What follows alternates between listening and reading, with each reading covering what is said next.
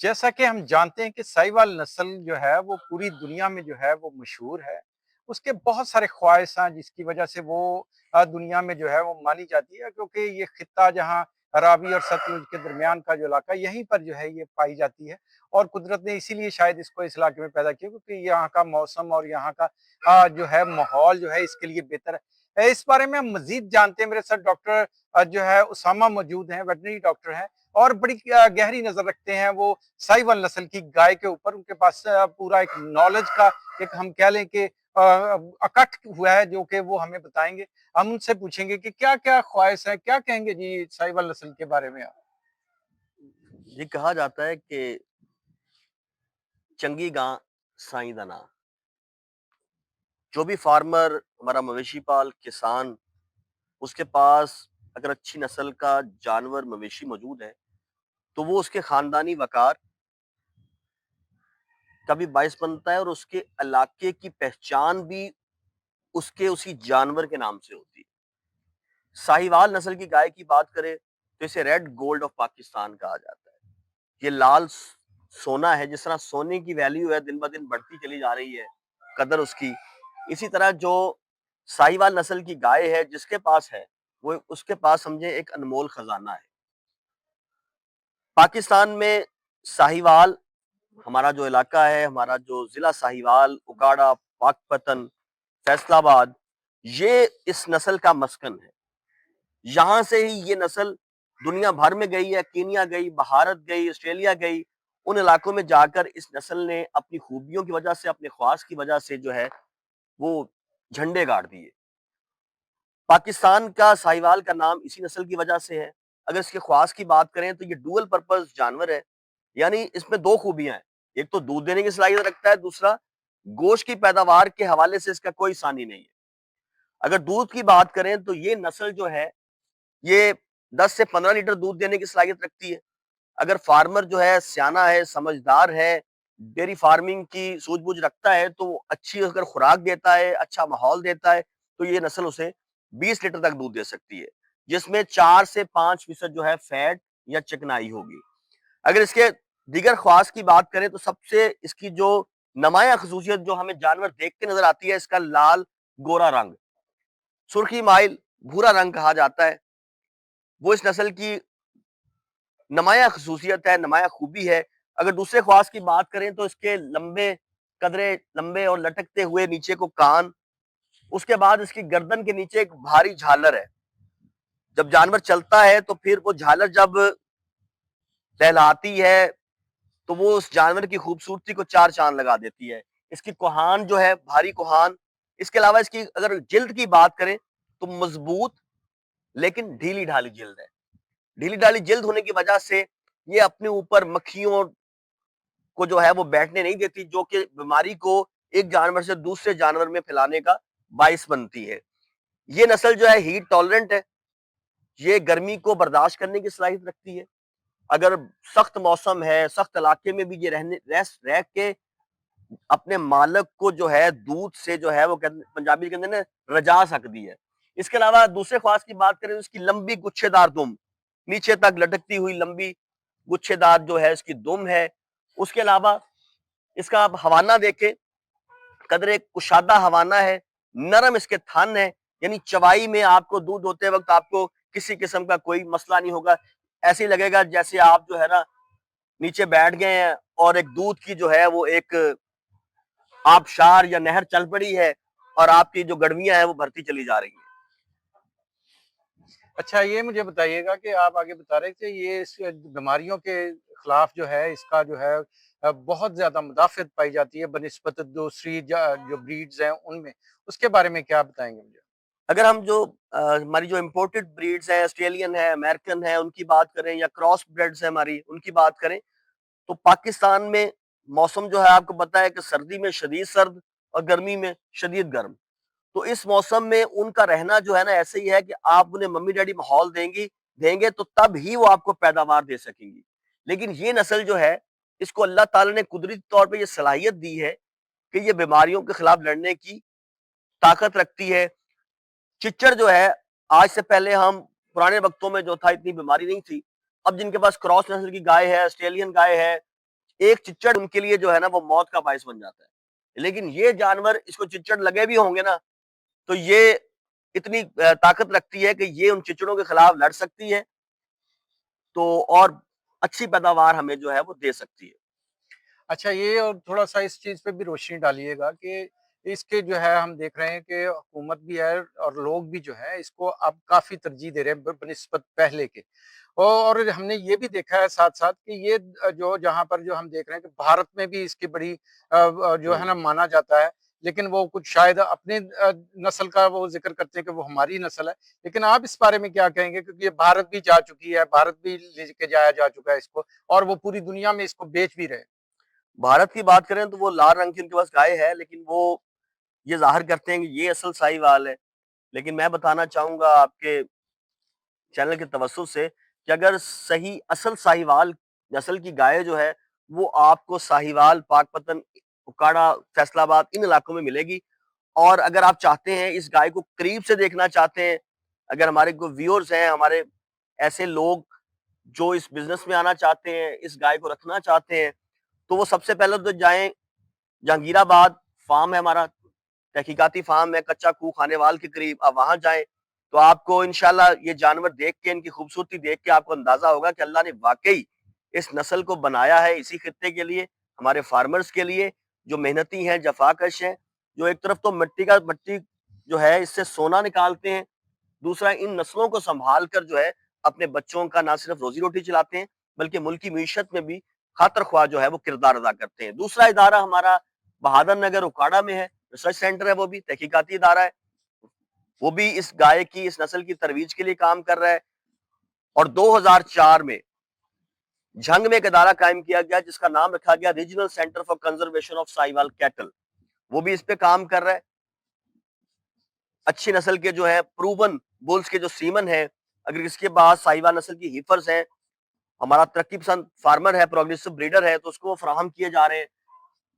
इससे ज़ाहिर होता है ना सिर्फ इदारे, महकमा लाइव स्टॉक, हुकूमत पंजाब काम कर रही है, बल्कि हमारे जो किसान हैं, वो भी दिन रात कोशा हैं हुकूमत के साथ कंधे से कंधा मिलाकर, ताकि हम खुदा की अता इस नस्ल को संभाल सकें और इसके ख्वास को हमारी जो आने वाली जनरेशन हैं उन तक मुंतकिल कर सकें। अच्छा, ये जो मैं पहले भी आपसे पूछा कि भारत ने जो है इसको अपना नाम देके दुनिया में जो है वो शायद ब्राह्मण है उनकी नस्ल एक है, उसको जो है इसके साथ मिक्स ब्रीड कराया। क्योंकि हमारे बहुत सारे फार्मर्स आए जो पहले भी डेलीगेशंस आए, उनको भी पाकिस्तानी जो साहिवाल नस्ल का बुल है वो गिफ्ट किया गया और गिफ्ट के बाद उन्होंने इतनी ज्यादा तरक्की कर ली। आप नहीं समझते कि हमें भी उस लेवल पे जाना चाहिए जो वो पूरी दुनिया में इस वक्त हमारा नाम जो है वो बेच रहे हैं, हमारी नस्ल की गाय का जो है सीमेंस वो बेच रहे हैं। इसमें अगर बुनियादी बात की जाए ना, तो हमारे जो फार्मर्स हैं उनकी एजुकेशन की जरूरत है कि जिसके पास जो नस्ल है, चाहे साहिवाल है, चाहे चोलिस्तानी है, जो हमारी मुकामी नस्लें हैं, वो उनकी क्रॉस ब्रीडिंग्स ना करवाएं। अगर तो वो साहिवाल है तो उसको साहिवाल नस्ल का बुल का सीमन रखवाएं, ताकि वो साहिवाल उनके पास बरकरार रहे। चोलिस्तानी है तो वो चोलिस्तानी पे रहे।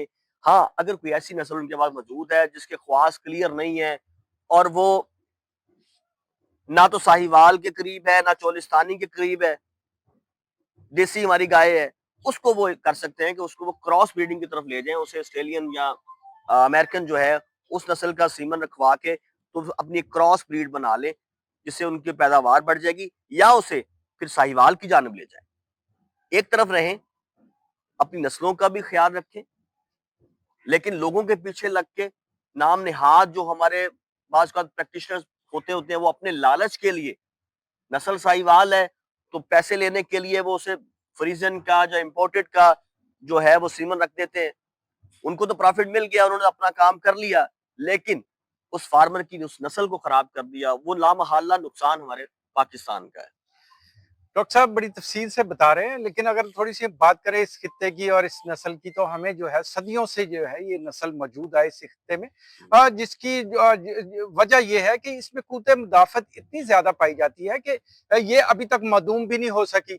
अगर हम ये कहें कि ये अपनी नस्ल खुद बढ़ाती आई है, तो वो भी गलत नहीं है, क्योंकि इसके लिए पहले ज़माने में, अब तो चले फिर भी जो है हुकूमत तवज्जो दे रही है, इसकी रिसर्च कर रहे हैं, लेकिन पहले से ही ये इसके ख़्वास भी वही हैं और इसके अलावा इसकी रंगत, इसकी खूबसूरती और ये इनका रहन सहन भी वही है। इसके अलावा मजीद भी डॉक्टर साहब से बात करेंगे कि वो क्या कहेंगे कि किस तरह जो है हम इस नस्ल को मजीद बढ़ा सकते हैं, मजीद प्रिजर्व करने की जरूरत है। काश्तकारों को क्या कहेंगे, काश्तकारों को क्या करना चाहिए कि ये जो नस्ल है वो जो कि हमारा फख्र है पूरी दुनिया में, हमारे नाम से, इस खित्ते के नाम से पहचानी जाती है। और भी नस्लें हैं पाकिस्तान में, लेकिन इसके जो है ऊपर होने का एक ही वजह नजर आती है कि इसकी खूबसूरती बहुत है और ये क़ुव्वत मुदाफ़ियत और साथ साथ जो है दूध देने की सलाहियत। आपको एंड पे क्या बताएंगे इस बारे में, थोड़ा सा ब्रीफली हमें सब समराइज क्या करेंगे आप? अगर दूसरी नस्लों की बात करें, हमारी जो फ्रीजियन है वो है, तो अगर उनमें तो अगर बच्चा आ गया ना, मेल आ गया, मेल काफ आ गया, तो वो समझे उनका नुकसान हो गया। अगर हिफर आ गई, बच्ची आ गई, तो उनके वारे नहीं आ रहे हैं। लेकिन ये नस्ल ऐसी है कि अगर बच्चा आ गया तो उसकी मालियत भी कम नहीं है, वो भी लाखों का है, क्योंकि ये डुअल पर्पज है, गोश्त के लिए भी ये पाई जाती है। और अगर आप कुर्बानी के मौसम में, कुर्बानी का सीजन है, बड़ी ईद का मौका है, बच्चों के साथ, बेगम के साथ हम अगर मंडी में जाते हैं, तो सबसे ज्यादा रेट जिस जानवर की खूबसूरती पे लगता है, वो ये नस्ल साहिवाल नस्ल। इसकी खूबसूरती का कोई नेमुल बदल नहीं है। ये बड़ी जल्दी, ये इनके जो बच्चे हैं अच्छी खुराक पे बड़ी जल्दी जो है ग्रोथ करते हैं, वेट बढ़ाते हैं अपना, और फार्मर जो है उन्हें उससे डबल फायदा है। एक तो दूध वाली नस्ल है, साथ साथ ये गोश्त के लिए भी पाली जाती है। अच्छा, आप फिर लोग किसानों को तो इस तरफ लाएंगे कि ये नस्ल पाली जाए। और ये जिस तरह आप बता रहे थे कि गोश्त की जो है, इसके वो कहा जाता है कि इसके गोश्त के ख्वास भी जो है वो दूसरों जानवरों से बिल्कुल डिफरेंट है। इसके अलावा इसकी जो है दूध की हम कह लें कि दूध की क्वालिटी है या उसको पीने का उसमें जो ख्वास है वो भी दूसरों से बेहतर है। साहिवाल गाय का जो दूध है ना, ये इसका जायका ही बड़ा मुनफरिद है। ये इतना मजेदार दूध है, मैं कहता हूं कि आप इधर से गाय की चवाई की है, इधर बैठ के आप पी लें, तो आपको ऐसा लगेगा इसमें कुदरत की जानिब से शहद मिला दिया गया है। दूसरी बात, इस नस्ल के जो हमारे जो मेल काव्स हैं, जो हमारे बच्चे हैं, उनकी इंटरनेशनल मार्केट में बड़ी वैल्यू है, बड़ी मांग है। आजकल कट्टे से ज्यादा रेट पर जो है, पर केजी रेट की अगर बात करें, तो ज्यादा रेट पर बच्चे का गोश्त जो है वो गल्फ कंट्रीज में जा रहा है, और लोग इस बिजनेस की तरफ आ रहे हैं, फार्मिंग की तरफ आ रहे हैं। अब वो क्या करते हैं कि वो बी फार्मिंग की तरफ बहुत से लोग आ चुके हैं, जिनको अभी तक इस मार्केट का अंदाजा नहीं है कि ये कितनी वसी मार्केट है। आपको रातों रात ये करोड़पति बना सकती है। और हुकूमत क्या काम कर रही है, हुकूमत अब एफएमडी फ्री जोन्स भी बना रही है। मुंह खुर की जो बीमारी है, वो लाके हम उन्हें इलाकों को डिक्लेयर करेंगे जो मुंह खुर से पाक होंगे, और दुनिया उन इलाकों की तरफ देख रही है कि जहां बीमारी ना हो और उन्हें अच्छी क्वालिटी का गोश्त मिल जाए। तो हुकूमत काम कर रही है। हमारे फार्मर्स जो है हमारे साथ, हुकूमत के साथ कंधे से कंधा मिलाएं, और इंशाल्लाह वो वक्त दूर नहीं है कि पाकिस्तान के इस नस्ल के गोश्त की वैल्यू, मैं कहता हूं कि सोने के तोले के बराबर होगी। और दुनिया इस नस्ल की शदाई है, इस गोश्त, इसके गोश्त का जो जायका है, जो उसका टेस्ट है, मेरा ख्याल है कि वो आप दूसरा जो विलायती नस्ल के बच्चे जो हैं, वो फोके फोके से, उनमें कोई जायका, कोई टेस्ट नहीं है। जिस तरह के डॉक्टर साहब ने बड़ी तफसील से हमें इस बारे में बताया, तो ओवरऑल अगर हम बात करें इस नस्ल की, तो इसमें खूबियां ही खूबियां हैं। उसकी वजह से हम देख भी रहे हैं कि लोग अपने तई तो जो है वो बहुत ज्यादा इसको पाल भी रहे हैं, क्योंकि ये खित्ता साहिवाल, जो साहिवाल का जो खित्ता है, जो कि सदियों से जो है इस नस्ल को पाल रहा है, उसमें लोगों को तो, आम लोगों को तो शायद इतना मालूम नहीं है, लेकिन जो जानवर पालते हैं या जो जानवर रखते हैं उनको इनके मसाइल और इनकी खूबियों का पता है। मसाइल इसमें अगर मैं कहूं कि ना होने के बराबर है तो वो भी गलत नहीं है, क्योंकि सबसे बड़ी खूबी इसकी क़ुव्वत मुदाफ़अत है, जो कि इसको जो है दूसरों से जो है मुनफरिद मुनफरद करती है। करती है। और इसीलिए जो है इतनी बड़ी तादाद में अब लोग जो है साहिवाल नस्ल की तरफ आ रहे हैं, और पूरी दुनिया में भी हमारा नाम ये रोशन कर चुकी है। इसमें हमने देखा है कि दूध की पैदावार में भी ये इसके मुकाबले होते हैं, उसमें भी नाम पैदा कर चुकी है। भारत में भी भेजी जाके, जिस तरह डॉक्टर ने बताया, दुनिया के मुख्तलिफ ममालिक में भी इसको भेजा जा चुका है। और फर्दर हम यही ख्याल करेंगे कि हुकूमत मजीद इकदाम करेगी और और इस नस्ल को जो है वो बेहतर से बेहतर करेगी। डॉक्टर साहब, कुछ और आप कहना मैं चाह रहे आखिरी जुमला कहना हैं? चाहूंगा, अपने ज़िम्मेदार के लिए, अपने किसान के लिए कि खुदा का शुक्र अदा कर भाई, जिसने तेरी ये गाय बनाई। नहीं। आइए मिलकर इस नस्ल के लिए काम करें, इस नस्ल की तरक्की के लिए, तरवीज के लिए। ना सिर्फ़ आपके घरों में खुशहाली आएगी, बल्कि हमारा ये खित्ता पंजाब ये खुशहाल होगा, पाकिस्तान खुशहाल होगा। इस दुआ के साथ अल्लाह रब्बुल इज़्ज़त हमें साहिवाल नस्ल की गाय से प्यार करने की और ज़्यादा प्यार करने की तौफ़ीक अता फरमाए। पिछले दिनों बादल नगर में national horse and cattle show का इवेंट हुआ, जो पंजाब गवर्नमेंट की ज़ेर निगरानी था।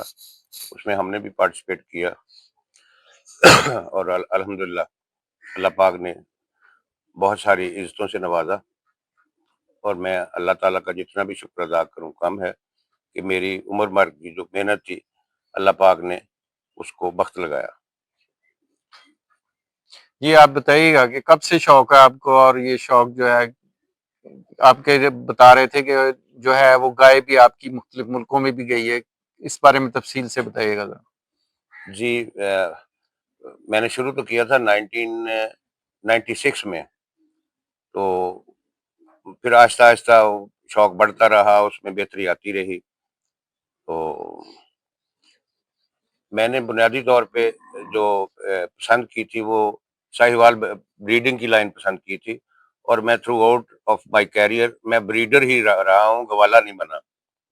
तो ब्रीडिंग में मैंने मेहनत की है। मेरे पास माशाल्लाह 3-4 ब्लड लाइन्स ऐसी हैं जो पिछले 25-26 साल से चली आ रही हैं। उनकी बेटियाँ, फिर उनकी बेटियों के आगे बेटियाँ, फिर बेटियाँ और अल्हम्दुलिल्लाह पंजाब भर में सरदार आफ्ताब भट्टू साहब के बाद मैं दूसरा बंदा हूँ जिसके पास छठी 7वीं नस्ल में प्योर बच्चे आ रहे हैं। जो आप बता रहे थे इंडिया भेजा गया आपकी ब्रीड जी, को। वो मेरी एक गाय अभी अभी जिसने पोज़ीशन ली है सिल्की, इसकी बड़ी बहन इंडिया गई थी 2013 में और मैं पाकिस्तान का वाहिद बंदा हूँ जिसके घर से 2 दफ़ा इंडिया जानवर गए वहाँ के। तब उनके पंजाब के वज़ीर आला थे प्रकाश सिंह बादल साहब, जिनकी मेरे इत्तला के मुताबिक इंतकाल हो चुका है। उनके मिनिस्टर डॉक्टर प्रेम कुमार उपल साहब तशरीफ़ लाते रहे हैं मेरे पास। तो ये मेरे लिए एज़ाज़ की बात है कि हमने पूरा पंजाब उनको घुमाया, 2013 में भी और 2014 में भी। लेकिन उन्हें दोनों दफ़ा जानवर मेरे यहाँ से पसंद आए और यहाँ से लेके गए। तो इस वाली जो अब जिस गाय ने अभी पोज़ीशन ली है, इसकी बहन मैंने उनको दी थी, तो जिसने वहाँ जाके 5000 लीटर प्लस दूध रिकॉर्ड करवाया और उसका एक बछड़ा जो कि यहाँ से वो गाय पेट में लेके गई थी, प्रेग्नेंट गई थी इधर से। वो बादल के नाम से आजकल इंडिया में बहुत मशहूर है और वहाँ प्रूवन हो चुका है और अ बादल ब्लड लाइन जो है उसका जो सीमेन है वो एबीएस इंटरनेशनल फर्म है वो बेच रही है। अच्छा, मुझे ये बताइएगा क्या करना चाहिए हुकूमत को इस खूबसूरत नस्ल को बचाने के लिए? लेकिन गुजारिश ये है कि मैं दोस्तों से अक्सर ये क्वेश्चन करता हूँ कि अल्लाह पाक इस बात पे कादिर था कि हमारे इलाके में पंजाब में वो वलैती गाय पैदा कर देता। मुझे आज तक इस बात का इस सवाल का जवाब नहीं मिला कि वलैती गाय अल्लाह ने हमारे इलाके में पैदा क्यों नहीं की। उसका मतलब मुझे यही समझ आता है कि अल्लाह पाक ने हमारे खित्ते के लिए साहिवाल गाय ही पैदा की थी। वो इस बात पे कादिर था कि अगर वो चाहता तो वलैती गाय ज़्यादा दूध देने वाली वो इधर पैदा कर देता। हालाँकि असल ये है कि वलैती गाय पे गोरों ने काम बहुत किया, 100 साल काम किया है। हमारी ये जो साहिवाल ब्रीड है इस पे अनलकीली इस पे काम नहीं हो सका, जितना चाहिए था वो नहीं हो सका। एक अदारा बना है आरसीसी एससी के नाम पे था, अब उसका नाम तब्दील कर दिया गया, आरसीसीआई भी रख दिया गया है। वो अपने लेवल पे वो काम कर रहे हैं, लेकिन उनका भी जो है जिस तरह वो आरसीसी एससी शुरू हुआ था, या तो उनके कोई फंड फंड की कोई लिमिटेशंस हैं या कोई वजूहात हैं, वो उस तेज़ी के साथ काम नहीं हो रहा है इस ब्रीड पे। तो आरसीसी एससी ने और हम लोगों ने जो उनके रजिस्टर्ड फार्मर थे, हमने मिलके इसको बेहतर करने की अपने से ही काफ़ी कोशिश की है। साहिवाल ब्रीड जो है जी ये 1914 से जब से ये बार हुई है उस वक्त से हमारे बाओ-अजदाद रखते आए हैं इधर, तो हम भी आगे कंटिन्यू कर रहे हैं इसको। तो ये बहुत अच्छी नस्ल है जी, नेटिव ब्रीड है हमारी, तो ये बीमारी, गर्मी, सर्दी हर तरह से बर्दाश्त करती है। तो हमें चाहिए कि इसको प्रमोट करें हम और ये इसके नस्ली ख्वाहिश काफ़ी अच्छे हैं। इसको टिक्स नहीं लगते ज़्यादा और बाकी भी मौसमी हालात जो हैं वो बर्दाश्त करती हैं ये। एज कम्पेयर टू फ्रीजियन और जर्सी। ये इसका दूध जी बहुत अच्छा A2 मिल्क है और बीमारियों से पाक है और गाढ़ा भी होता है। फैट प्रोटीन भी इसमें ज़्यादा है परसेंटेज फ्रीजियन की निस्बत। फ्रीजियन का दूध पतला होता है और ये बहुत अच्छा मतलब हेल्दी मिल्क है ये। तो ये हमें चाहिए कि इसको प्रमोट करें और बच्चों को ये पिलाएं ज़्यादा से ज़्यादा। ये रेड गोल्ड उसको कहते हैं जो 12 लीटर से ऊपर देती है फर्स्ट टाइमर जो है ना जी, उसको रेड गोल्ड क्लब में इसको मेंबर बना देते हैं। उसके फिर ये इंसेंटिव्स वगैरह देती है गवर्नमेंट और इसको प्रमोट करना चाहिए। गवर्नमेंट को मज़ीद सहूलतें देनी चाहिए। इसमें सीमन्स भी इम्प्रूव करने चाहिए। सेक्स सीमन इसमें लेके आना चाहिए और एम्ब्रियो ट्रांसफर टेक्नोलॉजी इसमें लेके आनी चाहिए। तो जैसे मिल्ट्री फार्म वाले कर रहे हैं, तो ये हमें चाहिए कि इसको प्रमोट करें।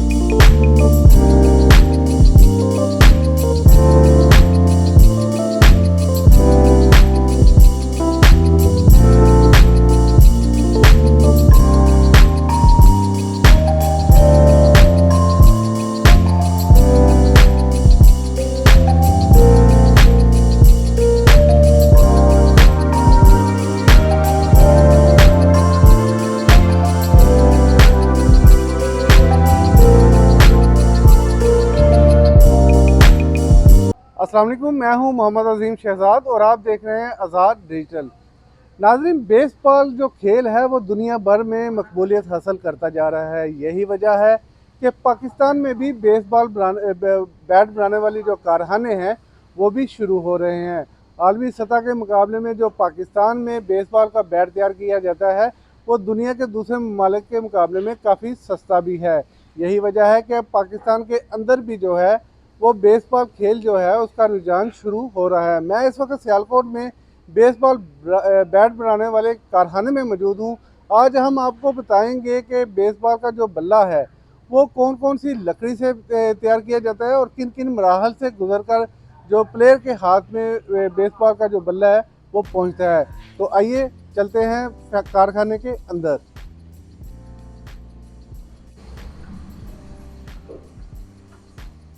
अस्सलाम वालेकुम, कैसे हैं नकाश भाई? ठीक ठाक हैं? ये सर, ये ठीक है। नाज़रीन, मेरे साथ इस वक्त नकाश स्पोर्ट्स के ऑनर नकाश जट साहब मौजूद हैं। नकाश साहब, आपका बहुत शुक्रिया, आपने हमें टाइम दिया है। पहले हमें बताइएगा कि जो बेसबॉल का बैट है इसकी दुनिया में कौन कौन से ममालिक में डिमांड ज़्यादा है और कौन कौन से ममालिक में इसकी आप एक्सपोर्ट कर रहे हैं? जी, बहुत शुक्रिया आपके कीमती वक़्त का। ये सबसे पहले तो अमेरिका की नेशनल गेम है और अमेरिका में 52 स्टेट्स में हर जगह ये खेली जाती है। साथ साथ मैक्सिको और यूरोप साइड्स में भी इसकी जो है ना अपना एसोसिएशंस और फेडरेशंस बन गई हैं। उसके साथ साथ हम अगर कहें कि एशिया में भी इसका जो है ना बहुत ज़्यादा रुझान है। तो इसकी जो मैन्युफैक्चरिंग की अगर बात करें तो वो अमेरिका ख़ुद इसकी अभी मैन्युफैक्चरिंग करता है, लेकिन जो हमने इनिशियली स्टेज से हमने स्टार्ट किया बेसबॉल बैट्स के अपने डिपार्टमेंट्स के लिए, वो हमने पाकिस्तान से स्टार्ट किया। अच्छा, मुझे बताएं कि चूँकि इसकी डिमांड इतनी ज़्यादा हो गई है कि आपको ज़रूरत पड़ी है कि पाकिस्तान के अंदर भी इसकी जो मैन्युफैक्चरिंग की जाए, तो इसकी बढ़ती हुई जो डिमांड है उसको आप क्या समझते हैं कि एशिया के साथ साथ क्या पाकिस्तान के अंदर भी इसको खेला जा रहा है? यहाँ जैसे कि आपने अभी मैंने आपको बताया कि पाकिस्तान में यहाँ सिर्फ डिपार्टमेंट्स में ज़्यादा खेला जाता है और बाकी हम अगर कोशिश करते हैं कुछ स्कूल एंड कॉलेजेस लेवल में जहाँ खेला जाता है, हम बच्चों को अपनी तरफ से स्पॉन्सर करते हैं ताकि पाकिस्तान में इसकी डिमांड और इसकी जो गेम की फ़रोग है वो ज़्यादा हो। अगर हम बात करें एशिया की, एशिया में भी ऑलमोस्ट ऑल कंट्रीज़ इसमें जो है ना पार्टिसिपेट करता है। हमारा एशिया कप भी होता है और वर्ल्ड कप भी होता है। वर्ल्ड कप के अंदर भी पूरी दुनिया के पार्टिसिपेशंस होती हैं और इसी तरह एशिया कप में भी जो एशिया के लोग हैं उनकी पार्टिसिपेशंस होती हैं। अच्छा, दुनिया के जो बेसबॉल बैट है इसकी डिमांड बढ़ते हुए आप मुझे बताएं कि पाकिस्तान के अंदर का ये बेसबॉल बैट तैयार करने के कारखाने कब से शुरू हुए? हम 1968 से मैन्युफैक्चरिंग कर रहे हैं और ये ज़्यादातर हमारी जो मैन्युफैक्चरिंग थी वो एक्सपोर्ट ही थी। हमें पता चला कि पाकिस्तान में इसकी जो है ना प्रॉपर डिपार्टमेंट्स और एसोसिएशंस और फेडरेशंस के साथ हम चूँकि बड़े अरसे से काम चलते आ रहे हैं, हम इनको सपोर्ट भी करते हैं और कोशिश यही होती है कि हम इनको ज़्यादातर सपोर्ट करें। तो इसमें जितनी भी डिमांड है हम सियालकोट से ही अपनी फैक्ट्री से ही पूरी करते हैं। बाकी इनिशियल स्टेजेस के बाद अगर हम एक्सपोर्ट की बात करें तो इंशाल्लाह एक्सपोर्ट में भी इसका जो है ना बड़ा अच्छा पाकिस्तान से दुनिया में बहुत ज़्यादा इसकी मांग बढ़ सकती है। उस लिहाज से फिर फैक्ट्रीज़ भी ज़्यादा हो सकती हैं अगर गवर्नमेंट की तवज्जो हो, क्योंकि ये सबसे ज़्यादा अमेरिका में गेम खेली जाती है, लेकिन अमेरिका को ये अभी लोगों को वहाँ के पता नहीं कि मैन्युफैक्चरिंग इन सियालकोट, और इसको हमने बनाने के लिए काफ़ी स्ट्रगल से गुजरे हैं, जिस वजह से हम इस स्टेज में अभी पहुँचे कि एक्सपोर्ट क्वालिटी भी हम बना सकें। यानी कि आप बता रहे हैं कि आप 68 से आप मैन्युफैक्चरिंग कर रहे हैं, लेकिन अभी आप ये भी साथ कह रहे हैं कि दुनिया को अभी ये पता ही नहीं है कि सियालकोट के अंदर या पाकिस्तान के अंदर बेसबॉल बैट तैयार किए जा रहे हैं। ये आपने बड़ी प्यारी बात की है। बेसबॉल बैट होते हैं दो किस्मों के, एक होता है प्रमोशनल बेसबॉल बैट, एक होता है किड्स बेसबॉल बैट जिसको प्रमोशनल और किड्स कहा जाता है, एक होता है प्रोफेशनल बेसबॉल बैट्स। हमने प्रोफेशनल जब स्टार्ट किया था वो 1968 से नहीं था किया, 1968 से प्रमोशनल बैट्स की तरफ आए थे और इसके कंटेनर्स बनते थे जिसमें हम सॉफ्ट वुड यूज़ करते हैं पॉपुलर।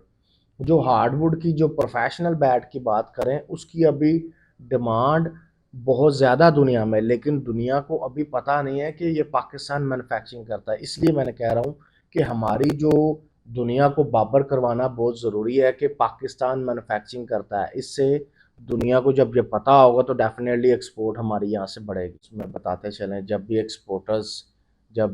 एक्सपोर्ट के एग्जीबिशंस लगते हैं पाकिस्तान में जिनका एक नाम है सियालकोट में और दुनिया में जिन एक्सपोर्टर्स का, वो ज़्यादा कोशिश करते हैं हम बेसबॉल बैट्स ना लेके जाएं, बेसबॉल यूनिफॉर्म लेके जाएं। जब वो बेसबॉल यूनिफॉर्म लेके जाते हैं तो दुनिया को तो नहीं पता कि बेसबॉल बैट भी बन रहा है यहाँ, उनको तो पता है बेसबॉल यूनिफॉर्म भी बन रहा है। जब हमारे एक्सपोर्टर्स पाकिस्तान से यूनिफॉर्म्स के साथ साथ बैट्स की तरफ भी तवज्जो देंगे, फिर दुनिया को पता चलेगा कि बेसबॉल बैट पाकिस्तान में खेला जाता है, खेला भी जाता है और बनता भी है। जब उनको दुनिया को पता चलेगा बनता भी है तो ये डेफिनेटली इसकी एक्सपोर्ट बढ़ेगी। आपने सेकेंडली पूछा कि इसमें क्या इकदाम हो सकता है गवर्नमेंट के लिहाज से। मैं सबसे पहले तो कहता चलूँ कि जो हमारी गवर्नमेंट है इसके सेमिनार करे स्पोर्ट्स के। स्पोर्ट्स में जब सेमिनार करे जो मिडिल क्लास के अपना एक्सपोर्टर्स भी होते हैं, मिडिल क्लास के मैन्युफैक्चरर्स भी होते हैं, उनको जब स्पेस मिलेगी दुनिया को दिखाने के लिए और उनके जब दुनिया उसको देखने आएगी तो उनकी जो अपनी अपनी प्रोडक्ट्स है जो दुनिया को नहीं पता, और एक्सपोर्टर्स जो नए एक्सपोर्टर्स बड़े एक्सपोर्टर्स हैं वो इस तरफ तवज्जो नहीं देते। जब वो सारी चीज़ें इसकी तरफ चल के आएंगी तो हर किस्म की एक्सपोर्ट बढ़ेगी बेसबॉल बैट्स के साथ साथ। तो मैं इसलिए चाहता हूँ कि गवर्नमेंट हमें सेमिनार्स इंटरनेशनली सब्सिडाइज चीज़ें करके सब्सिडाइज अपना प्रोग्राम्स की तहत वहाँ करे इंटरनेशनली, तो इंशाल्लाह ताला यहाँ की एक्सपोर्ट पाकिस्तान की बढ़ेगी। पाकिस्तान की जो नई से नई चीज़ें हैं बेसबॉल बैट के साथ साथ जो दुनिया को नहीं पता वो भी दुनिया के सामने आएगी तो एक्सपोर्ट बढ़ेगी। बिल्कुल ठीक है, हमारी तो दुआ है कि जिस तरह पाकिस्तान में बनने वाले, ख़ासतौर पे सियालकोट में बनने वाले क्रिकेट बैट जो है वो पूरी दुनिया में मशहूर है, इसी तरह हमारी जो ये इंडस्ट्री है बेसबॉल बैट की ये भी तरक्की करे। हमें ये बताइएगा कि जो बेसबॉल के बैट है ये किस लकड़ी से तैयार किए जाते हैं? क्या ये पाकिस्तान में ही पैदावार है या इसको आप इम्पोर्ट करते हैं? देखें इसमें जो है ना 3 किस्मों की लकड़ियाँ हैं। जब आपने क्वेश्चन पूछा कि पाकिस्तान 1968 से मैन्युफैक्चरिंग कर रहा है तो फिर पाकिस्तान की दुनिया को क्यों नहीं पता? दुनिया को ये तो पता है कि प्रमोशनल चीज़ें बना रहे हैं लेकिन प्रोफेशनल नहीं। प्रोफेशनल चीज़ों के लिए हार्डवुड यूज़ होती है जिसमें ऐश वुड और मैपल वुड कहा जाता है। प्रमोशनल प्रोडक्ट्स के लिए सॉफ्ट वुड यूज़ होती है और सस्ती लकड़ी यूज़ होती है, उसको हम पॉपुलर कश्मीर विलो वुड कहते हैं। इस लिहाज से अगर देखा जाए ये नॉर्दर्न एरिया से आपकी जो है ना वुड आती है और कुछ इंपोर्ट भी की जाती है। जब हम इसको इंपोर्ट करते हैं और यहाँ से अपना नार्दर्न एरिया से मंगवाते हैं तो इसका एक प्रोसेस है बहुत लंबा। जब आप अगर हमें क्वेश्चन पूछेंगे ना कि प्रोसेस क्या है तो इंशाल्लाह वो भी आपको बताएंगे, लेकिन इस दौरान हम बताते चलें ये सिर्फ पाकिस्तान की लकड़ी नहीं, इंपोर्टेड वुड भी यूज़ होती है। इन दोनों वुड के साथ जो है ना एक प्रोफेशनल और प्रमोशनल बेसबॉल बैट्स को बनाया जाता है। तो इसको बनाने के लिए कौन कौन से प्रोसेस है, कहाँ से आप स्टार्ट करते हैं और आप प्लेयर के हाथ तक जाने के मुकम्मल तैयार होने तक क्या क्या प्रोसेस है इसका? इसमें बताता चलूँ कि इसका जो प्रोसेस है इसमें हम पहले हम वुड को परचेज़ करते हैं, दरख्त आते हैं, दरख्त के काटने के बाद हम इसको सीज़न करते हैं। इसमें लोगों का रुझान सियालकोट एक्सपोर्टर्स मैन्युफैक्चरर्स का क्यों नहीं है, वो मेन वजह मैं आपको अब बताने लगा हूँ। अब एक लकड़ी ये सामने पड़ी है, इसने 3 साल सीज़न होना है। इसको हमने इसके अंदर से मॉइस्चराइज़र को निकालना है और इसके अंदर से जितने इसकी बेसबॉल बैट की वेट को हमने मेंटेन करना है ना, उस लिहाज से हमने उतना सीज़न करना है। इसके प्रोसेस को 3 साल लगते हैं। अब 3 साल के लिए हमारे पास लकड़ी हर टाइम सीज़न होती है, क्योंकि हमने 5-5 6-6 साल की वुड को स्टॉक करके तो हमारे पास पता होता है कि इतने कंटेनर्स का काम है या इतनी कैपेसिटी का काम है, उस लिहाज से हम अपनी उस वुड को स्टॉक रखते हैं। अब इसमें तो हमने हमारे पास चूँकि इनिशियली स्टेजेस में जब हमने स्टार्ट किया तो हमने स्टॉक करना था, स्टॉक तो हमारे पास है। अब हम चाहते हैं कि दुनिया को बाबर कराने के लिए ये सेकंड स्टेजेस है, ये सेकंड फेज़ है।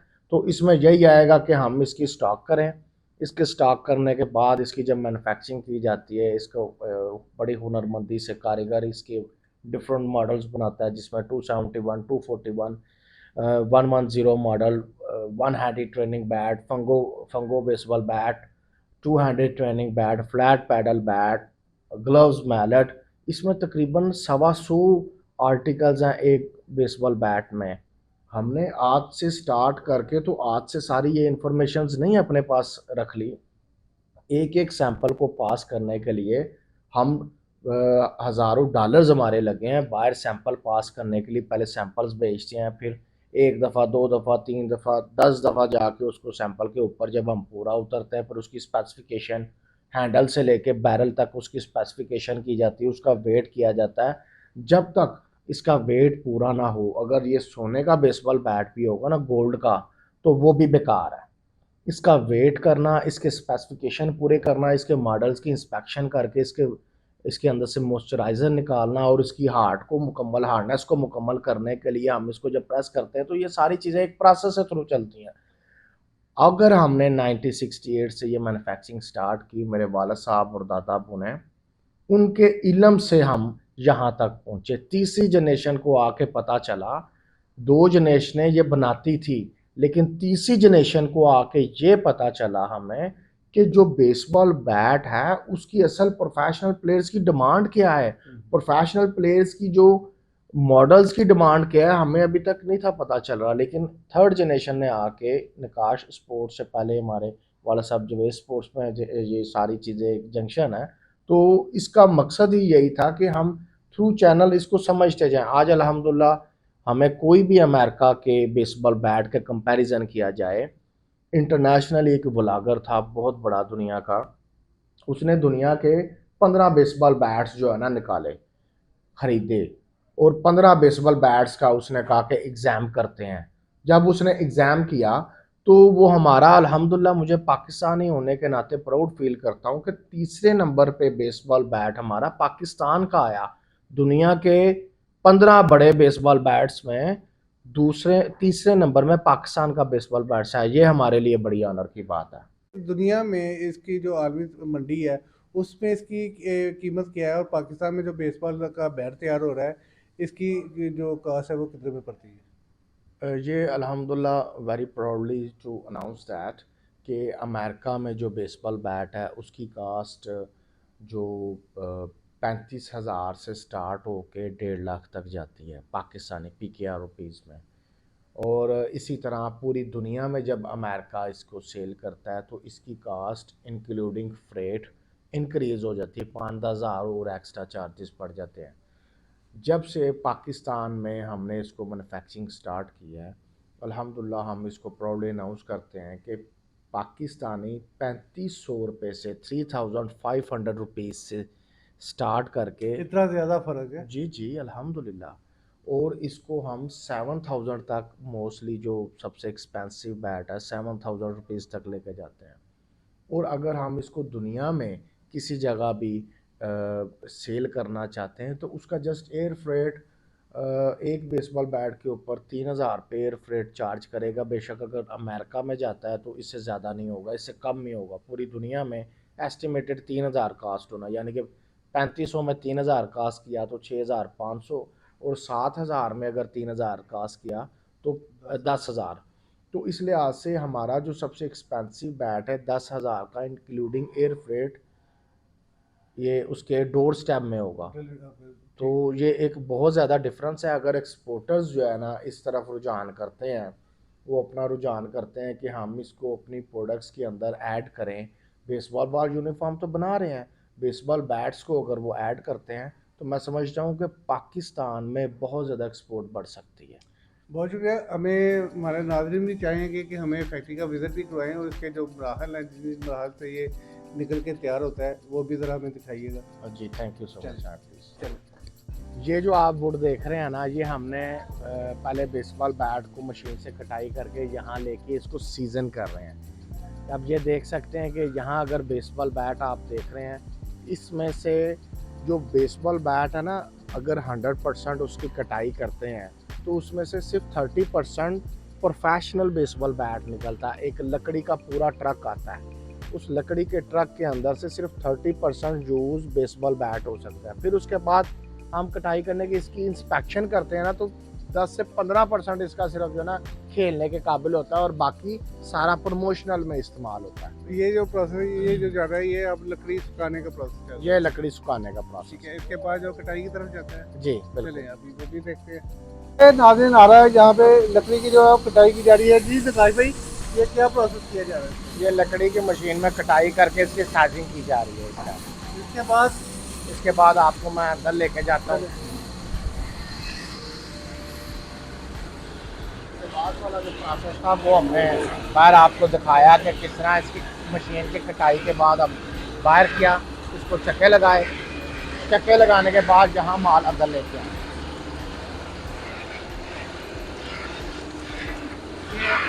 ये देखिए आप, बेसबॉल बैट बन रहा है, तो इसमें आपको पता चल जाएगा बेसबॉल बैट कैसे बनता है। ये आप इसकी तरफ बैट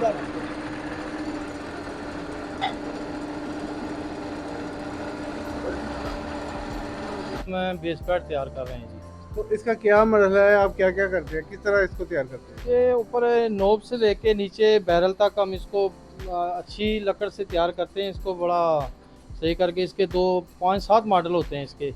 कुछ 271 होता है, 243 होता है, इसमें फंगो होता है, और बहुत से मॉडल होते हैं इसमें जो हम इसे तैयार करते हैं। और ये ऐश की लकड़ से तैयार होता है और मैपल से भी तैयार होता है। तो इसकी हमें बताइए, कोई खसूसियत बताएं, किस तरह इसकी आप पैमाइश करते हैं, वजन करते हाँ हैं, जी क्या क्या बिल्कुल, करते ये हैं? तमाम चीज़ें गेज में होती हैं। ये 2.25 इंच होता है, 2.5 इंच होता है, इसी तरह 1 इंच तक होता है। ये सब गेज में होता है सब कुछ। तो इसका जो वजन है वो वो 850 ग्राम भी होता है, और 950 ग्राम भी होता है, और 950 ग्राम भी होता है, 800 ग्राम तक भी होता है। साइज़ के हिसाब से होता है, 33, 34, 35 और 32 के हिसाब से जो होता है ना, वो होते हैं। अच्छा, ये आपने हाथ में बेसबॉल का बल्ला पकड़ा हुआ है, आप तैयारी में क्या कर रहे हैं इसको? जी तैयारी में जब मशीन से आ जाता है तैयार होके हमारे पास, ये इसका पहला प्रोसेस है। हम इसको डिको लगा के ज़मीन के ऊपर फिर मरम्मत लगा देते हैं केमिकल मिक्स करके, ठीक है। फिर इसके बाद हम कलर लगाते हैं, ठीक है। कलर लगा के इसको सुखा के फिर मोड़ लगाते हैं, ठीक है। मोड़ लगा के फिर इसको फिनिशिंग करते हैं। फिनिशिंग ऐसी होती है, ये देखिए चमक आती है। चमक आती है जब, फिर हम इसको माल को पैक करते हैं, फिर ये तैयार हो जाता है मुकम्मल। मुकम्मल तैयार हो जाता है। जब आपका ये हाथ से बना हुआ बल्ला है, जो इंटरनेशनल खिलाड़ी से खेलते होंगे, आप देखते होंगे, तो आपको खुशी महसूस होती है? खुशी तो होती है महसूस कि हमारे हाथ से तैयार हो रहा है, प्लेयर खेल रहे हैं, खुशी तो होती है। बहुत शुक्रिया प्रकाश भाई आपका।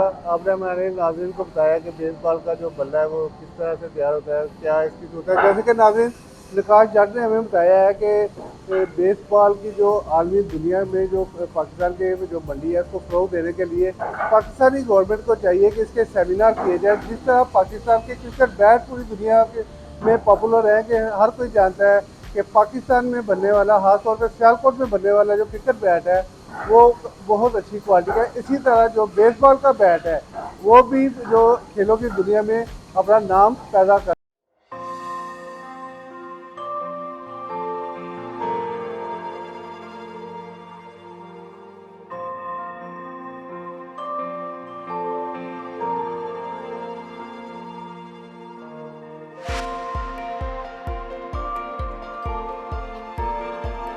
अस्सलामुअलैकुम, मैं हूं मोहम्मद अमनान। आप देख रहे हैं आज़ाद डिजिटल। नाज़रीन, फैसलाबाद कपड़े की सनत की वजह से पूरी दुनिया में जाना जाता है, मैनचेस्टर ऑफ पाकिस्तान कहलाता है। इस शहर में कपड़ा जो है धागे से लेकर कपड़े बनने तक का अमल जो है वो यहाँ पर होता है। इसके साथ साथ जब सर्दी आती है तो सर्दी की मसनूआत जो हैं, गर्म कपड़े की मसनूआत, वो किस तरह से बनाई जाती है आज नाजरीन को वो दिखाएंगे। फैसलाबाद बल्कि एशिया की सबसे बड़ी हौजरी मार्केट में इस वक्त मैं मौजूद हूँ, जिना कॉलोनी में, जहाँ पर ट्राउज़र्स, हाई नेक और दीगर शर्टें जो हैं गर्म कपड़े की वो बनाई जाती हैं। ये सारा प्रोसेस जो है किस तरह से होता है, गर्म कपड़ा जो है किस तरह से तैयार किया जाता है और उसके बाद मार्केट में ये कपड़ा तैयार होने के बाद किस तरह से सेल होता है या इनकी डिमांड क्या है, इस हवाले से सारी गुफ्तगू करने के लिए मेरे साथ आमिर साहब मौजूद हैं जो एक सेटअप के मालिक हैं। इनसे गुफ्तगू करते हैं और इनसे जानते हैं। अस्सलाम वालेकुम। वालेकुम अस्सलाम। अच्छा आमिर भाई, ये बताइएगा कि कपड़ा जो है गर्म कपड़ा किस तरह से तैयार होता है ये शर्टों के लिए, हाई नेक, ट्राउज़र, तैयारी का जो सारा मरहला है वो शुरू से बताइएगा। सबसे पहले हम जो है ना ये धागा खरीदते हैं और धागे के बाद ये जाता है नीटिंग होने के लिए मशीनों के ऊपर। उसके बाद ये डाइंग पर जाता है। डाइंग के बाद जो है ना ये फिर दोबारा रूल बनते हैं इसके। रूल के बाद ये हमारे पास आ जाता है और कटाई आपने देख ली है, कटाई होती है, सिलाई होती है। इधर ही सारा काम तकरीबन टोटल इधर होता है फैसलाबाद के अंदर ही। ये हमारे अपने यूनिट है, हम अपनी खुद तैयारी करते हैं। तो ये आपके सामने है, आपने अभी देख भी लिया है। अच्छा ये बताइएगा, जब सर्दी का सीज़न आता है तो इसकी डिमांड में कितना इजाफा हो जाता है? जाहिर सी बात है हाई नेक का एक और ट्राउज़र्स वगैरह जो है लोग ज़्यादा पहनते हैं, तो पर पीस के हिसाब से भी आप सेल करते हैं ये होलसेल मार्केट है? ये बेसिकली जो है ना होलसेल मार्केट है और इसमें तकरीबन पर पीस भी कभी कभार जो है ना वो सेल हो जाते हैं, लेकिन ज़्यादातर जो है ना इसका होलसेल है। तो ये पूरे मुल्क के अंदर अल्हम्दुलिल्लाह माल जाता है इसमें। तो 6 पीस की पैकिंग होती है इसके अंदर जो बच्चे वाला माल है, और 1 पीस जो है वो अकेला 1 पीस भी हो जाता है इसका सेल। अच्छा आजकल के दौर में जैसे बिजली की कीमतें बढ़ गई हैं और दीगर जो सामान है उसकी कीमतें बढ़ गई हैं, धागा बहुत महंगा हो गया है, तो आपके काम पे कोई असर पड़ा है या बिल्कुल ठीक चल रहा है काम? ये जाहिर सी बात है, धागे का तो असर पड़ता है ना। जब महंगाई होगी तो सबके ऊपर ही असर पड़ता है, एक बंदे के ऊपर तो नहीं ना पड़ता ये। तो धागा जैसे महंगा हुआ, अगर धागा सस्ता हो तो फिर ज़्यादा बेहतर होता है काम। जैसे जैसे धागा जो है ना वो बढ़ता जाता है, लेकिन जो इसकी इनकम है वो कम हो जाती है। अच्छा आमिर भाई, ये बताइएगा फैसलाबाद से ये कपड़ा किन किन शहरों में स्पेशली जाता है या ज़्यादा डिमांड किन शहरों में होती है इस कपड़े की? पंजाब के अंदर तो तकरीबन सभी शहरों में जाता है ये, और ज़्यादा जो है ना ये अफ़गानिस्तान के अंदर जाता है माल। तो बादल बंद होने की वजह से भी काफ़ी सारा जो है ना मसला बना हुआ है, पैसे नहीं लग रहे, हवाले वगैरह नहीं लग रहे। तो जितना माल बना है, ज़्यादातर जो गर्म माल है अफ़गानिस्तान जाता है। तो पंजाब के अंदर भी अल्हम्दुलिल्लाह चलता है माल, लेकिन जिसकी वजह से काफ़ी परेशानी बनी हुई है। अच्छा अगर देखा जाए बांग्लादेश और इंडिया में भी ये काम चलता है, तो पाकिस्तान से दीगर मुल्कों में भी कपड़ा जाता है अफ़गानिस्तान के अलावा? हाँ जाता है, जैसे कि इसी मार्केट के अंदर से दुबई भी जाता है, दीगर मुल्कों में जाता है। अल्हम्दुलिल्लाह ठीक है, इधर काम सब माशाल्लाह बेहतर है। अच्छा कीमत के हवाले से आखिर पे हमें बता दें कि कीमतें क्या होती हैं? कोई शर्ट जो आप तैयार कर रहे हैं इसकी कीमत क्या है पर पीस? जो हम शर्ट तैयार कर रहे हैं इसकी जो होलसेल कीमत है वो तकरीबन पर पीस 300 रुपये है हाई नेक का। जो आप बाहर से लेते हैं तो वो उसका रेट ज़्यादा है, वो तकरीबन 500-700 के करीब जो है ना पीस बाहर जो इसकी कीमत है। हमारे पास सिर्फ 300 रुपये इसकी कीमत है पर पीस, और जो बच्चे वाला माल है उसकी 6 पीस के अंदर पैकिंग होती है, दर्जन के हिसाब से चलता है। अच्छा सर, आखिर पे सिर्फ ये बता दें कि हुकूमत से एज ए ताजर या एज ए दुकानदार हुकूमत से क्या मुतालबा करते हैं कि बिजली की कीमतों में कमी होनी चाहिए ताकि आपका काम जो है मज़ीद बढ़ सके? जी, हम हुकूमत पाकिस्तान से ये मुतालबा करते हैं कि बिजली की कीमतों में जो है ना वो कमी होनी चाहिए। जब कमी होगी तो कीमतों के अंदर फिर ही जो है ना कारोबार अच्छे से चल सकेंगे।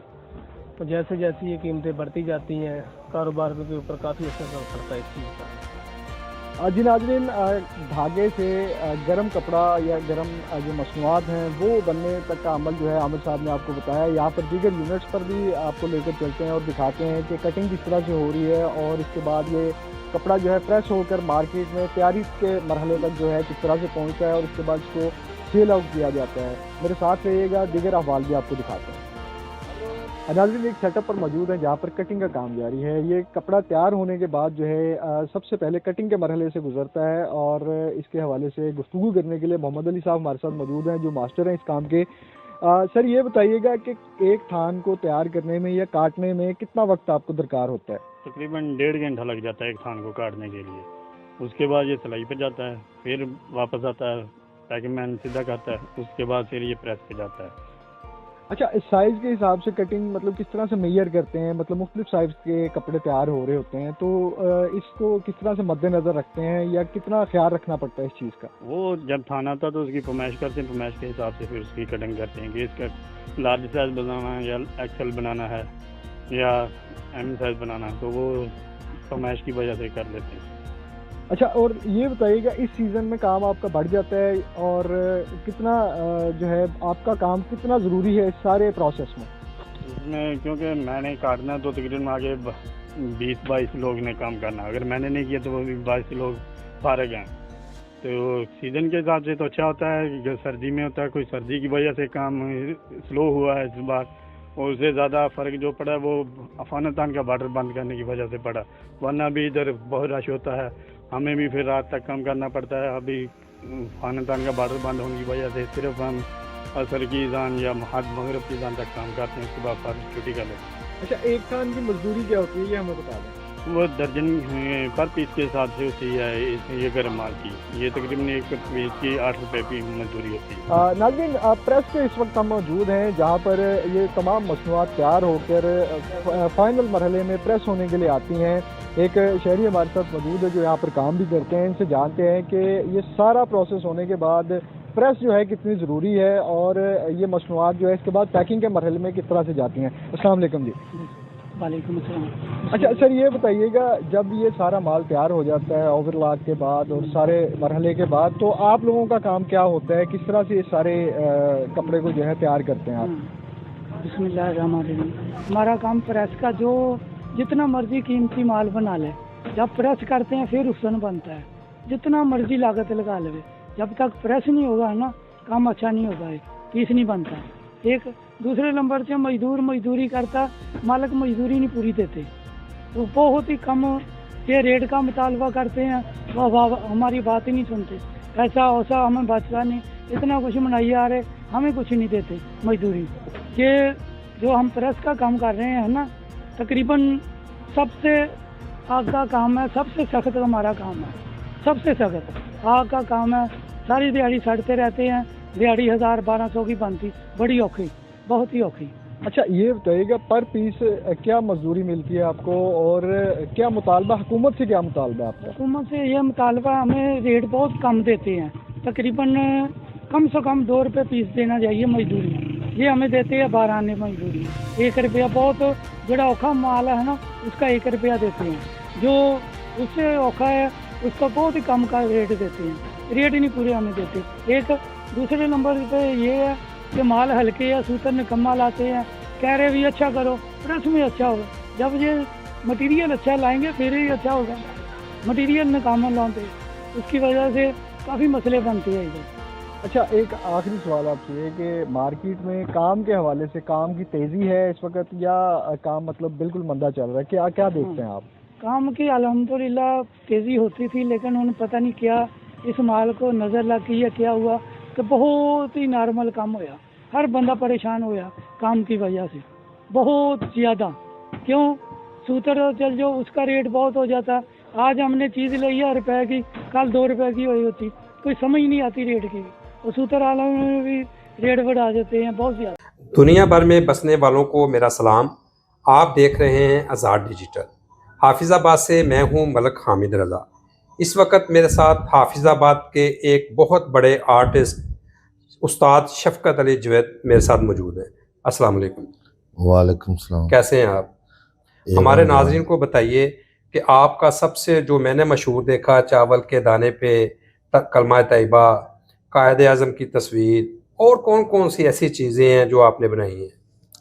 सबसे पहले मलक साहब, मैं आपकी पूरी टीम आज़ाद मीडिया डिजिटल के प्लेटफार्म पर आप दोस्तों का शुक्रगुज़ार हूँ जिन्होंने बंदा नचीज़ को इस काबिल समझा कि आपने माशाल्लाह आज़ाद डिजिटल को बड़ी जल्दी इतना प्रोफाइल किया, इतना हाईलाइट किया, तो माशाल्लाह ये आज़ाद डिजिटल का ही खासा है। तो आपने जो पूछा, मैं इस तरह ख़ताती में जो मैंने यूनिक काम किया, जिस तरह हमारा हाफिज़ाबाद चावल की एशिया में सबसे बड़ी मंडी है, इसी तरह मैंने चावल के एक दाने पे बिस्मिल्लाहिर्रहमानिर्रहीम, कलमा तैयबा, ला इलाहा इल्लल्लाह मुहम्मद रसूलुल्लाह, इसके अलावा आई लव पाकिस्तान और पाकिस्तानी फ्लैग कलर से बनाकर अल्लामा इकबाल की तस्वीर और कायदे आज़म की तस्वीर बनाकर, खाना काबा मदीना मुनव्वरा की तस्वीर बनाकर इंटरनेशनल शोहरत हासिल की। उसकी वजह यह है कि जो राइस डीलर है वो मुझसे अपने कस्टमर का, जहां उनका करोड़ों अरबों रुपए का वो चावल जाता है, वो मेरे पास से अपने कस्टमर का नाम सोने की और चांदी की डबिया में बनवा कर, वो ऊपर आतिश शीशा लगा कर वो अपना नाम मुख्तलिफ मुल्कों में भेजते हैं। तो इस तरह हमारा फ़न पारा भी उधर मुख्तलिफ ममालिक में, कनाडा, अमेरिका, इंग्लैंड, दुबई में अरबी में लिख कर भेजता हूँ। अक्सर देखा कि जो हाफिज़ाबाद के दूसरे आर्टिस्ट हैं या पेंटर हैं, वो बस सादा सा काम करते हैं, पेंटिंग बना ली, आर्टिस्ट को लिख दिया। आपकी क्या क्या ऐसी चीज़ें हैं जिस पे आपको मुकम्मल अबूर हासिल है? ये मलिक अहमद साहब, आपने बहुत अच्छा क्वेश्चन किया, क्योंकि हमारे पास जो आर्टिस्ट हैं या पेशावरी पेंटर हैं वो लिखाई का ही काम करते हैं, साइन बोर्ड का और कैलीग्राफी का, और वो पेंटिंग वगैरह नहीं करते। तो अल्हम्दुलिल्लाह मैंने हर जहत पे काम किया है, फ़न ख़ताती, फ़न मुसव्वरी, फ़न मुसव्वरी का आप देखें तो मैंने अल्लामा इकबाल, कायदे आज़म के मुख्तलिफ़ अदवार के पोर्ट्रेट बनाए हुए हैं, जो इधर जिनाह हाल से लेकर अवान सदर तक, वज़ीर आज़म हाउस तक, गवर्नर हाउस तक मेरे। अच्छा सर, ये बताइएगा हाफिज़ाबाद के नाज़रीन को, हमारे देखने वालों को, कि आपने माशाल्लाह कलमा तैयबा भी लिखा, इतने अच्छे पोर्ट्रेट भी बनाए, तो इसका जो आपको हुकूमती सतह पर कोई ऐसी हौसला अफजाई, कोई ऐसा अवार्ड मिला हो, ये बताइएगा। मलिक साहब, आपने बहुत अच्छा ये भी सवाल किया। मैं आपको बताता चलूँ, मैंने सिनेमा लैंड किया, आवाम की बहुत पजीराई मैंने ली। इसके अलावा मैंने अल्लामा इकबाल, कायदे आज़म के पोर्ट्रेट बनाए, कायदे आज़म मेडल मियाँ नवाज शरीफ साहब ने मुझे दिया, और अल्लामा इकबाल के जो पोर्ट्रेट बनाए जस्टिस जवेद इकबाल साहब और अल्लामा इकबाल की बहू जस्टिस नासरा जवेद इकबाल ने अल-हमरा में एक पुरवकार तकरीब में मुझे खूबसूरत शील्ड से नवाजा और मेरी हौसला अफजाई की। और इसके साथ साथ मुख्तलिफ़ अदवार में मुख्तलिफ़ शख्सियात ने, सियासी शख्सियात को मैंने चावल के दाने पे कलमा तैयबा, बिस्मिल्लाह और उनका नाम लिखकर मैंने हज़ारों की तादाद में पेश किए। उसके इतनी शोहरत हासिल करने के बाद, पाकिस्तान का नाम रोशन करने के बाद, कोई डिस्ट्रिक्ट लेवल पे, कोई पंजाब की सतह पर, कोई कौमी सतह पर आपकी कोई पजीराई, आपकी कोई फेवर, कोई माली लिहाज से फेवर, क्या पैगाम देना चाहेंगे गवर्नमेंट पंजाब को?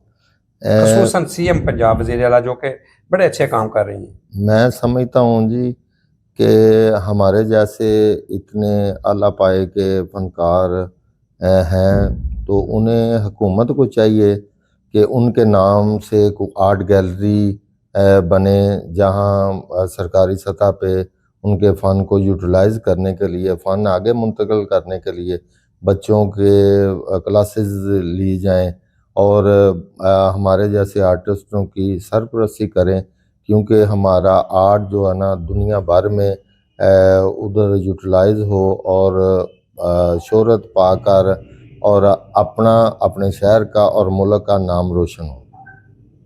आपने सुना सरमाया हाफिज़ाबाद उस्ताद शफ़क़त अली जवेद, जिन्होंने हाफिज़ाबाद का नाम पूरे पाकिस्तान में रोशन किया। एक छोटे से चावल के दाने पर कलमा तैयबा, कायदे आज़म की तस्वीर, बिस्मिल्लाहिर्रहमानिर्रहीम और पता नहीं कौन कौन सी ऐसी चीज़ें हैं वो जो प्रिंट कर दी, जिसकी वजह से उनके वो चावल की दाना जो उनकी शोहरत बन गया, जो दुनिया भर में उनको मकबूल करता है। जी।